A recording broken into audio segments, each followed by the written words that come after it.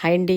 ఈరోజు మన లంచ్ ప్లానింగ్లో తోటకూర పప్పు, తోటకూర పకోడీ, ఇంకా పుల్కా, రైసు, మజ్జిగ చారు కూడా అండి. చాలా సింపుల్గా మనము 1 అవర్లో మనం సింపుల్గా చేసేసుకోవచ్చు అండి. చాలా ఫాస్ట్గా ఈజీగా అయిపోతుందండి. మార్నింగ్ టైము చక్కగా విటమిన్, ప్రోటీను, ఫైబర్స్తో ఉన్న లంచ్ ప్లానింగ్ అండి.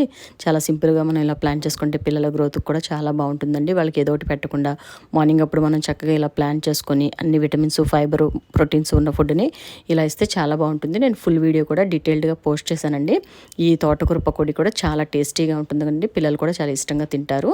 దీంతోపాటు పుల్కా చేసుకున్నాము. ఇవన్నీ కూడా చాలా పర్ఫెక్ట్గా ఉంటాయి. నేను ఫుల్ వీడియో కూడా నేను పోస్ట్ చేస్తున్నానండి. చాలా సింపుల్గా మార్నింగ్ మనకి చాలా ఫాస్ట్గా కూడా అయిపోతుంది. ఇలా ప్లాన్ చేసుకుంటే పిల్లలు కూడా బాగా ఇష్టపడతారండి. దీంతోపాటు బ్రేక్ఫాస్ట్ కూడా మనకి రెడీ అయిపోయిందండి. మనం ఎలాగ పుల్కాలు చేసి ఉంటాం కాబట్టి దాన్ని బ్రేక్ఫాస్ట్లా పెట్టేసినా కూడా దాంతోపాటు మిల్క్ ఇచ్చేసినా కూడా చక్కగా వాళ్ళకి బ్రేక్ఫాస్ట్ కూడా రెడీ అయిపోతుంది. ఇంతేనండి ఈరోజు మన లంచ్ ప్లానింగ్. ఇదైతే నేను ఫుల్ వీడియో డీటెయిల్డ్గా అయితే నేను పోస్ట్ చేశానండి. వీలైతే ఒకసారి చూడండి.